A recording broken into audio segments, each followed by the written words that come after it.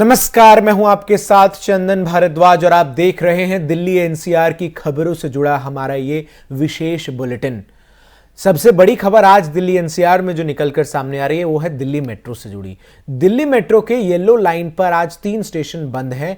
ये station maintenance work के चलते बंद किए गए हैं। दिल्ली मेट्रो रेल कॉरपोरेशन की तरफ से दी गई जानकारी के मुताबिक येलो लाइन पर ग्रीन पार्क और कुतुब मीनार के बीच कोई सर्विस नहीं होगी। इस दौरान हौज खास, मालवीय नगर और साकेत स्टेशन बंद रहेंगे। अगर आप इस रूट से सफर करते हैं तो आपको आज कोई दूसरा रूट चुनना होगा। इस संबंध में दिल्ली मेट्रो की तरफ से ट्वीट कर यह जानकारी दी गई है। पहले से निर्धारित मेंटेनेंस कार्य के चलते ग्रीन पार्क और कुतुब मीनार के बीच येलो लाइन पर सेवा प्रभावित रहेगी। आपको बता दें कि इससे पहले दिल्ली मेट्रो की येलो लाइन 19 दिसंबर को भी मेंटेनेंस वर्क के चलते प्रभावित हुई थी। दिल्ली मेट्रो ने जानकारी दी थी कि उस दौरान ग्रीन पार्क से कुतुब मीनार के बीच मेंटेनेंस का काम किया गया था। दिल्ली में कोरोना के मामलों की बढ़ोतरी को देखते हुए डीडीएमए ने सख्ती बढ़ा दी है। इसी के तहत दिल्ली में कालकाजी मंदिर में श्रद्धालुओं का प्रवेश बंद कर दिया गया है। दिल्ली डिजास्टर मैनेजमेंट अथॉरिटी द्वारा जारी निर्देशों के चलते मंदिर प्रशासन ने यह फैसला लिया है। दिल्ली में कोरोना के मामले और संक्रमण दर बढ़ने के कारण जीआरएपी का लेवल 1 यानी येलो अलर्ट लागू है, जिसके तहत धार्मिक स्थल तो खुले रहेंगे लेकिन श्रद्धालुओं का प्रवेश वर्जित है। इसके तहत ही कालकाजी मंदिर प्रशासन ने श्रद्धालुओं का प्रवेश बंद करने का फैसला लिया है। राजधानी में कोरोना के खतरे को देखते हुए बुधवार को डीडीएमए की बैठक हुई थी। बैठक में बढ़ते मामलों को देखते हुए मौजूदा प्रतिबंधों को जारी रखने और जमीनी स्थिति पर कड़ी निगरानी रखने का निर्णय लिया गया है। स्वास्थ्य विभाग को उभरती स्थिति से प्रभावी ढंग से निपटने के लिए स्वास्थ्य तैयारियों को बढ़ाने और होम आइसोलेशन की रणनीति को मजबूत करने के अलावा बेड ऑक्यूपेंसी की बारीकी से निगरानी करने की सलाह भी दी गई है। तो बड़ी जानकारी जो दिल्ली से निकलकर सामने आ रही है, जहां अब दिल्ली के मंदिरों में जो है श्रद्धालुओं का प्रवेश वर्जित कर दिया गया है। दिल्ली के कालकाजी मंदिर में अब जो तमाम श्रद्धालु हैं वो आज से प्रवेश नहीं कर पाएंगे। कल डीडीएमए की एक महत्वपूर्ण बैठक हुई थी और इस बैठक के बाद ये निर्णय लिया गया कि जो ये पूरा एक तरीके से फैसले हुए हैं बैठक में उनको लागू किया जाए।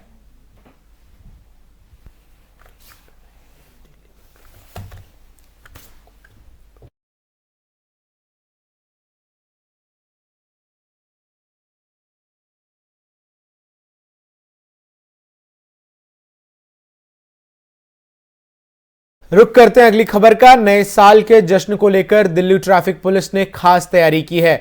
इसमें दिल्ली ट्रैफिक पुलिस ने अरेंजमेंट्स, रूट्स में बदलाव, डायवर्जन और कोविड को लेकर डीडीएमए की गाइडलाइंस को लेकर तमाम इंतजाम किए हैं। Mandi house, Bengali market, Ranjit Singh flyover, Barakhamba road, Tolstoy Marg crossing, Minto road, Deendayal Upadhyay Marg crossing, RK Ashram Marg crossing, Gole market, Patel Chowk, Kasturba Gandhi Marg, Ferozeshah road, Jai Singh road, Bangla Sahib lane के गोल चक्कर पर ट्रैफिक को रोक दिया जाएगा और कनॉट प्लेस जाने पर पाबंदी रहेगी। कनॉट प्लेस के इनर, मिडिल, आउटर सर्कल पर भी ट्रैफिक पर पाबंदियां रहेंगी। एंट्री सिर्फ उन्हें ही मिलेगी जिन्होंने होटल, रेस्टोरेंट में पहले से बुकिंग की होगी। कनॉट प्लेस के आसपास कुछ जगहों पर गाड़ियों की पार्किंग की व्यवस्था रहेगी। आप यहां गाड़ी खड़ी कर सकते हैं। पुलिस की ओर से जारी एक एडवाइजरी में कहा गया है कि शराब पीकर गाड़ी चलाने, स्टंट करने वाले बाइकर्स, ओवर स्पीडिंग और लापरवाह ड्राइविंग समेत अन्य अपराधों के खिलाफ सख्त कार्रवाई की जाएगी। इसी पर ज्यादा जानकारी के लिए मेरे साथ जुड़ रहे हैं घनेंद्र भारद्वाज, जो कि आम आदमी पार्टी के प्रवक्ता हैं। घनेंद्र जी, कैसी तैयारियां हैं दिल्ली सरकार की नए साल की गाइडलाइंस को देखते हुए, जिस तरीके से कोरोना का खतरा है उसके मद्देनजर? देखिए, पहले ही हमने फर्स्ट डे ही जैसे ही कोविड का आया तो हमने न्यू ईयर सेलिब्रेशन और क्रिसमस सेलिब्रेशन पर पहले ही रोक लगा दी थी। और अब जैसे दिल्ली के अंदर कोविड और ओमिक्रॉन के केस बढ़ रहे हैं, क्योंकि दिल्ली सरकार ने ग्रेडेड एक्शन प्लान पिछले बार ही बना लिया था कि किस लेवल पे हमें क्या कदम उठाने हैं। तो अभी जिस तरीके से 0.5% जैसे ही क्रॉस करा तो दिल्ली की सरकार ने और डीडीएमए ने मिलकर एक डिसीजन लिया कि जो फर्स्ट लेवल है, जिसको हम येलो लेवल कह रहे हैं, वो दिल्ली में इम्प्लीमेंट हो गया, जिसके मेट्रो बसेज इसके अंदर 50% कैपेसिटी कर दी है। रिलीजियस जो प्लेसेज हैं वो खुले रहेंगे लेकिन विजिटर्स अलाउड नहीं है। स्कूल और कॉलेजेस और इंस्टीट्यूशन हमने बंद कर दिए हैं। मार्केट ऑड इवन पे खुलेगी। इस तरीके के जो फर्स्ट लेवल पे जो हमने मेजर्स लेने थे ले लिए हैं। और दिल्ली के लोगों से भी कहना चाहते हैं कि अगर बहुत जरूरी काम ना हो तो आप घर से बाहर ना निकले, और घर से बाहर निकले तो मास्क पहन के निकले, सोशल डिस्टेंसिंग और सरकार द्वारा जो कायदे कानून बनाए आप उनका पालन कीजिए और बार बार हाथ धोइए, सैनिटाइज करिए। क्योंकि अभी क्या है कि देखिए अभी जो फेस्टिवल सीजन है इसमें बहुत ज्यादा बचने की जरूरत है। ठीक है। तो दिल्ली के लोगों ने पहले भी अरविंद केजरीवाल जी और आम आदमी पार्टी की सरकार के साथ कंधे से कंधा मिलाकर इस कोविड की 2 लहरों को हमने डिफीट करा है। और हमें दिल्ली के लोगों से पूरी उम्मीद है, दिल्ली के लोगों पे पूरा विश्वास है कि दिल्ली के 2 करोड़ लोग फिर से कोविड को और ओमिक्रॉन को हराएंगे। ठीक है, हमारा ऐसा मानना है। घनेंद्र जी, अब मेरे कुछ छोटे छोटे से सवाल हैं, आप जल्दी जल्दी जवाब दे दीजिए क्योंकि समय की हमारे पास थोड़ी कमी भी है। पहला सवाल घनेंद्र जी, दिल्ली सरकार ने तमाम जो सिनेमा घर हैं उनको बंद करने का निर्देश दिया है। इसको लेकर तमाम जो सिनेमा घरों के मालिक हैं वो नाराजगी जाहिर कर रहे हैं कि जब सब कुछ 50% क्षमता के साथ चल सकता है तो सिनेमा घरों में एक सीट छोड़कर मास्क लगाकर लोग पिक्चर क्यों नहीं देख सकते? देखिए, ये सवाल उनका जायज हो सकता है, लेकिन हमने देखा है कि सिनेमा हुए, थिएटर्स हुए, जिम हुए, स्पा हुए, ये ऐसे प्लेसेस है कि जहाँ पे 50% कैपेसिटी के हिसाब से अगर आप कह तो देते लेकिन चल नहीं पाता। तो दिल्ली गवर्नमेंट देखिए जान है तो जहान है। अगर हम लोग जिंदा रहेंगे तभी तो सिनेमा देख पाएंगे।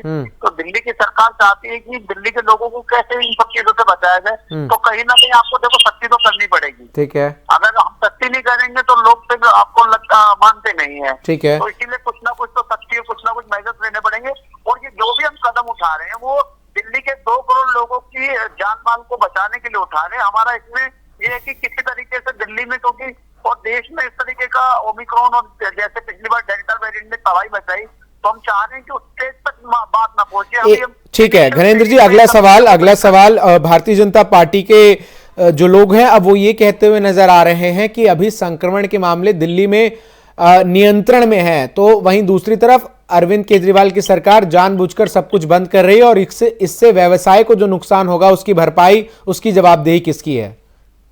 देखिए, मैंने कई बार कहा है और हमारे सीएम साहब ने भी कहा है कि कम से कम कोविड और किसी बीमारी पे या महामारी जो इतनी बड़ी पेंडेमिक है, जो वर्ल्ड पेंडेमिक है, इसमें पॉलिटिक्स नहीं होनी। तो पॉलिटिक्स करने के इश्यूज अलग हो सकते हैं, राजनीति करने के और इश्यूज आप उस पर करो, लेकिन कम से कम कोविड और पेंडेमिक पे पॉलिटिक्स नहीं होनी चाहिए। और भारतीय जनता पार्टी के जो साथी कह रहे थे कि मैंने कहा, बार बार कह रहे हैं कि दिल्ली के 2 करोड़ लोगों के लिए हमारी कमिटमेंट है। हम चाहते हैं कि दिल्ली के 2 करोड़ लोगों की किसी तरीके से जान माल की रक्षा की जाए। और जैसे भारतीय जनता पार्टी के लोग कह रहे हैं कि हम उस दिन का वेट नहीं कर सकते कि जब अस्पतालों के बाहर लाइन लग जाए, अस्पतालों के बाहर लाइन लग जाए, लोग बीमार होने लग जाए, 28 या 30 या 50 केसेस सब हम थोड़ी बंद करेंगे। मैं समझ गया, बिल्कुल। पहले स्टेप पे हमें ये सारा करना था। लेकिन घनेंद्र जी, एक सवाल ये भी है, जान की तो रक्षा करनी ही है, लेकिन 2 साल में देश की अर्थव्यवस्था समेत दिल्ली की भी अर्थव्यवस्था को कितना नुकसान हुआ ये आप भी भली भांति समझते हैं।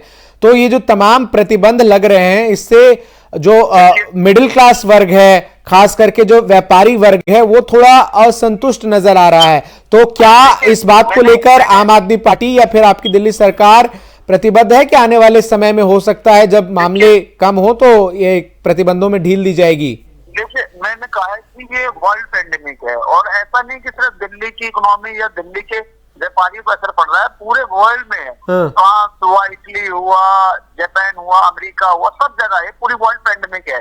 तो मेरा और हमारा मानना है कि हमारा सबसे पहली कमिटमेंट है कि हम दिल्ली के 2 करोड़ लोगों को कैसे इस कोविड और ओमिक्रॉन से बचा के रखें। वो हमारी फर्स्ट प्रायोरिटी कि हमारी फर्स्ट प्रायोरिटी है कि लोगों की जान माल की रक्षा करना हमारी फर्स्ट प्रायोरिटी है। और सेकंड प्रायोरिटी जो आपने बोला, निश्चित तौर पर जहां जहां फर्क पड़ेगा सरकार को जो भी मेजर्स लेने पड़ेंगे, व्यापारियों के इतने, दुकानदारों के इतने, छोटे शॉपकीपर के इतने। और ऑलरेडी आपने देखा कि दिल्ली की सरकार ने पिछली बार जो कोविड की वेव आई थी, दोनों वेव के अंदर हमने दिल्ली के अंदर 10 से 12 लाख लोगों को 2 टाइम का पका हुआ भोजन खिलाने का काम करा था हमने। जो कंस्ट्रक्शन लेबर थी, जो टैक्सी ड्राइवर थे। एक आखिरी सवाल घनेंद्र जी, ठीक है, एक आखिरी सवाल घनेंद्र जी, शादी में इस वक्त जो गाइडलाइंस हैं वो ये है कि 20 लोग इकट्ठे हो सकते हैं। हालांकि अगले 15-20 दिन तक शादियों का सीजन नहीं है, लेकिन 15 जनवरी के बाद जब शादियों के सीजन की शुरुआत होगी तब क्या ये उम्मीद की जाए कि जो 20 लोगों की संख्या है ये तो बहुत कम है, तो क्या इसको बढ़ाई जा सकती है? देखिए, मैंने कहा ना कि जो लेवल 1 है, येलो लेवल में यही था कि 20 लोगों की परमिशन हम लोग दे सकते थे मैरिज और फ्यूनरल एक्टिविटीज में। लेकिन मैं तो ये कह रहा हूँ कि भगवान करे कि अगले 8-10 दिन के अंदर और जो ओमिक्रॉन और कोविड इस तरीके से ना फैल पाए, ताकि हम मतलब लोगों की शादी ब्याह भी हो जाए। लेकिन अभी मैंने कहा ना, सबसे पहली प्रायोरिटी लोगों को बचाना है, उसके बाद सारी प्रायोरिटी सेट होंगी। ठीक है, बहुत बहुत शुक्रिया गणेंद्र भारद्वाज जी आपका मेरे साथ जुड़कर दिल्ली सरकार के पक्ष को रखने के लिए। तो साफ तौर पर दिल्ली सरकार की ये दलील है कि ये तमाम प्रतिबंध, ये तमाम पाबंदियां इसीलिए है क्योंकि उनकी प्राथमिकता दिल्ली के 2 करोड़ जनता की स्वास्थ्य को बेहतर रखना है। रुख अगली खबर का। राजधानी दिल्ली में इस साल के जाते जाते दिल्ली वासियों को कड़ाके की सर्दी का सामना करना पड़ेगा। मौसम विभाग के मुताबिक सर्द हवाओं के चलते अगले 3 दिनों के दौरान राजधानी दिल्ली में सर्दी बढ़ सकती है। मौसम विभाग का अनुमान है कि राजधानी के न्यूनतम तापमान में कम से कम 2 डिग्री की गिरावट आ सकती है। राजधानी में बुधवार को भी दिन भर धूप खिली रही और लोगों को सर्दी से राहत रही। हालांकि मौसम विशेषज्ञों ने कहा है कि शुक्रवार से हवा की दिशा बदलने के साथ मैदानी इलाकों में भी ठिठुरन का दौर शुरू होगा। इस बीच बुधवार को दिल्ली का न्यूनतम तापमान और अधिकतम तापमान सामान्य से 1-1 डिग्री ज्यादा दर्ज किया गया। मौसम विभाग का अनुमान है कि अगले 3 दिनों के बीच में सर्द हवाओं के चलते गलन में इजाफा होगा। इस दौरान न्यूनतम तापमान 6 डिग्री के आसपास रहने की संभावना है। सुबह के समय हल्का कोहरा दिखेगा जबकि दिन के समय आसमान साफ रहेगा। हवा की रफ्तार बढ़ने से राजधानी दिल्ली के लोगों को 3 दिन प्रदूषण से थोड़ी राहत मिलेगी। देश में कोरोना के खतरनाक वेरिएंट ओमिक्रॉन वेरिएंट का संक्रमण बढ़ता ही जा रहा है। स्वास्थ्य विभाग की ओर से मिली जानकारी के मुताबिक ओमिक्रॉन के कुल मामले अब 9 से 11 हो गए हैं। महाराष्ट्र, दिल्ली, राजस्थान, गुजरात, आंध्र प्रदेश, उड़ीसा, कर्नाटक, पश्चिम बंगाल और उत्तर प्रदेश में ओमिक्रॉन के मामलों में आज भी वृद्धि देखी गई। पंजाब में ओमिक्रॉन का पहला केस सामने आया है। हरियाणा में आज ओमिक्रॉन के मामले नहीं आए जबकि यहां पर पहले से ही 12 केस हैं। महाराष्ट्र में ओमिक्रॉन वेरिएंट के अब तक 252 केस आ चुके हैं। दिल्ली में ओमिक्रॉन के मामले अब बढ़कर 276 हो गए हैं। राजस्थान में कुल ओमिक्रॉन संक्रमित मरीजों की संख्या अब 59 पर पहुंच गई है। गुजरात में ओमिक्रॉन के कुल मामलों की संख्या 97 हो गई है, तो वहीं आंध्र प्रदेश में ओमिक्रॉन संक्रमित मरीजों की संख्या 16 तक पहुंच चुकी है।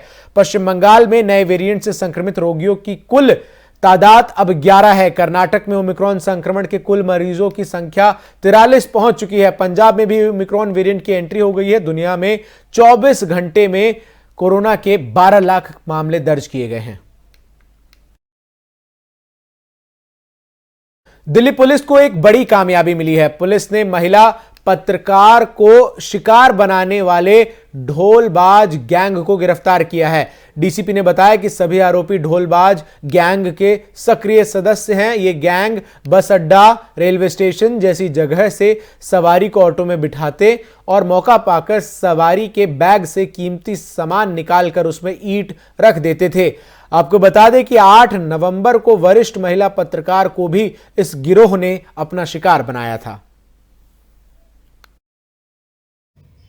8 नवंबर police station Shakarpur east district में एक एफआईआर दर्ज हुआ है चोरी का। उसी में एक सीनियर लेडी जर्नलिस्ट है, उनका जो कैमरास है, एक कैनन कैमरा है, 2 लेंस, एक फ्लैश लाइट, ये चोरी किसने कर दिया, उसी में एफआईआर भी दर्ज हुआ है। इसी के मामले में हमें एक सीक्रेट इन्फॉर्मेशन मिली, उसी के ऊपर हमारा एमएस पार्क पुलिस स्टेशन का जो क्रैक टीम है उन्होंने काम करना शुरू किए। उसी में इन्होंने 2 लोगों को गिरफ्तार किया। रुख अगली खबर का। ग्रेटर नोएडा के सूरजपुर में तालाब पर पड़े स्क्रैप में आग लग गई। पेपर, गत्ते, बेकार टायर और पड़े स्क्रैप में आग लगी। आग लगने से कार जलकर राख हो गई। पास में झुग्गी झोपड़ी वाले और गांव में रह रहे लोगों में भगदड़ मच गया।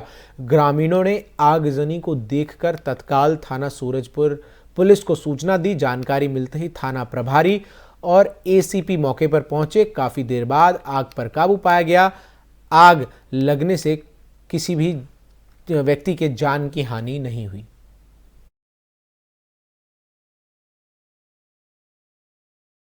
तो फिलहाल के लिए दिल्ली एनसीआर से जुड़ी तमाम खबरों में बस इतना ही। बाकी सभी खबरों के लिए जुड़े रहिए FM न्यूज के साथ।